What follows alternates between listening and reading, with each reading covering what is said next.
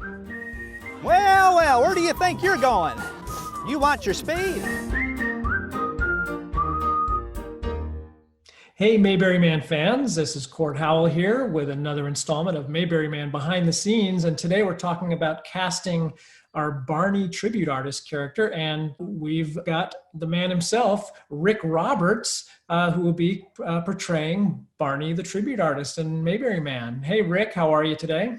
I'm doing well. Thanks for having me along.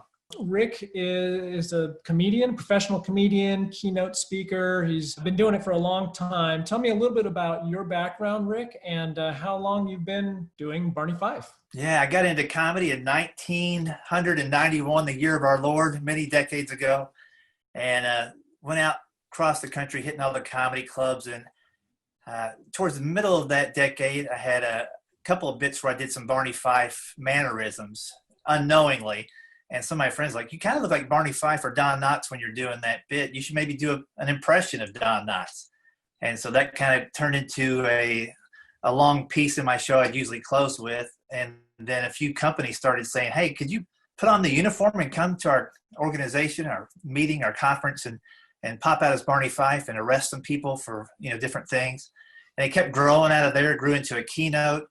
And so for the past 20 years, alongside doing stand-up, I've been able to, roam around the country as Barney Fife, appear in some commercials, different things like that.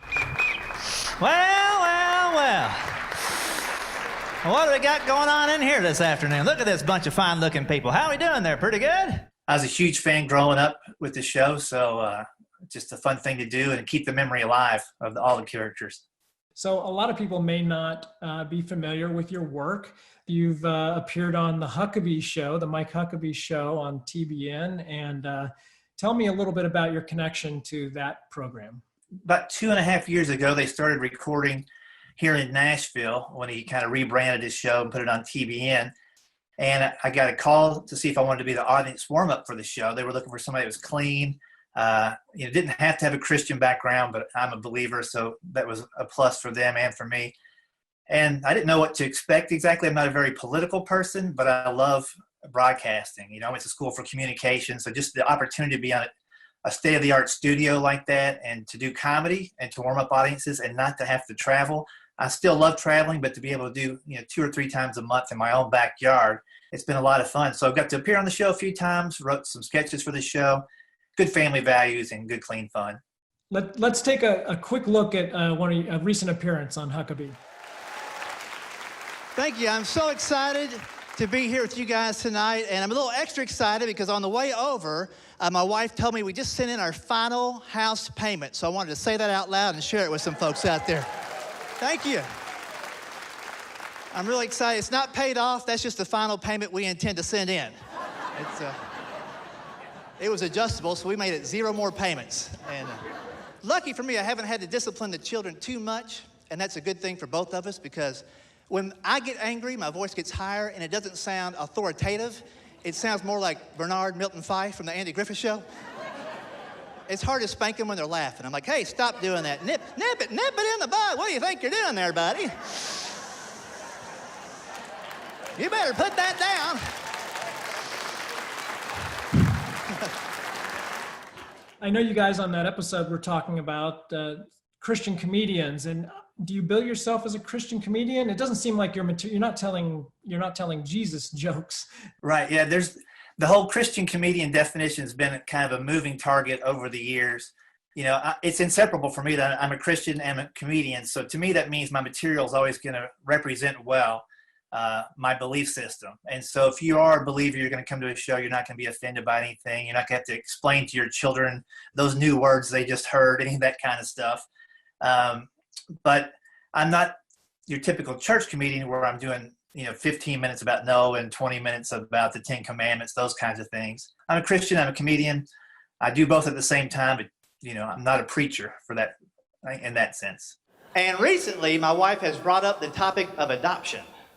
I'm like, honey, I don't think anybody is going to take those kids off our hands at this point.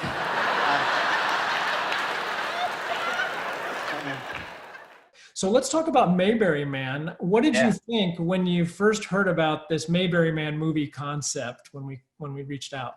I heard about it a little bit before you guys reached out. Some people in my network of friends were kind of talking about it, and they're like, "Are you part of this?" I'm like, "This is the first I've heard of it," and I kept digging in a little bit and watching the website for updates, and I just thought it was a great idea.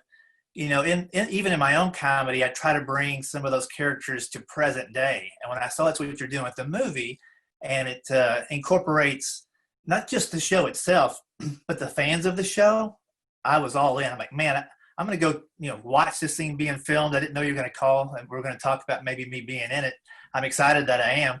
But I just thought the whole idea of bringing it to a new generation while still keeping it true to what the fans of the show expect is really cool. And I like the fact, too, that the script, you come along with the character for the ride. It's somebody that maybe resisted the kind of Mayberry tribalism, I guess you might call it. But as he went through the process and got caught up in it, he just realized it's a bunch of fun people who really love a great show. One of the things I always like to let people know, if they're kind of just hearing about Mayberry Man, is that we're not recreating the Andy Griffith Show. I think that would be a big mistake. And a lot of these characters are tribute artists, just like you'll be playing the Barney Tribute Artist. So you're not really trying to be Don Knotts, right? I mean, I think that would be an unfair task. Yeah, I mean, even if we look at the later seasons of the actual show, everybody that came in that played a deputy after Barney, after Don Knotts, the unfair expectation from the audience for somebody to fill that role made it nearly impossible, even though they all did good in their own way. So I like the fact that the character I'm playing is kind of who I am when I'm doing festivals and appearances. So I really resonated with that. There'd be no way to replace Don Knotts.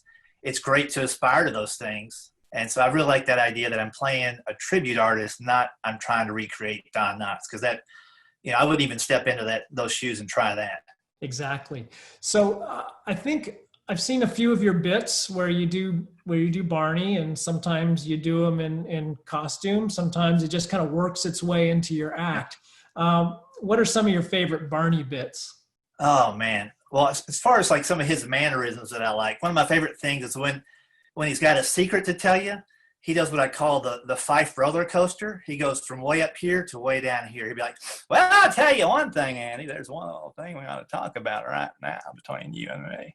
So he kind of goes on this woo down the pipes. So anytime I'm kind of having fun with my family or my wife or my kids or something like that, and we're telling like a secret or some kind of hush hush thing, I'm always like, "Well, you know what I'm going to do right now? Let's go outside and get me an ice cream cone." Just those little things where he kind of draws you in by getting quieter, which is another thing that is a lost talent and skill in movie making and TV making. They feel like you have to shout to get people's attention on TV. That's one of my biggest pet peeves. And on that show, they got quiet. They took time between sentences. They let things breathe, and that was always a refreshing thing. I think even now when people watch the show, they're like, "How come it's peaceful?" But the scenes took time to develop. And I don't think TV does that anymore, So I like any of those things that are old school acting like that. I don't want to keep you. I just wanted to give people a quick introduction to who you are, and they'll be seeing more of you. Yeah, it's going to be a lot of fun. Looking forward to it. And thanks again for having me along. Thanks so much, Rick. And we're excited to have you on board.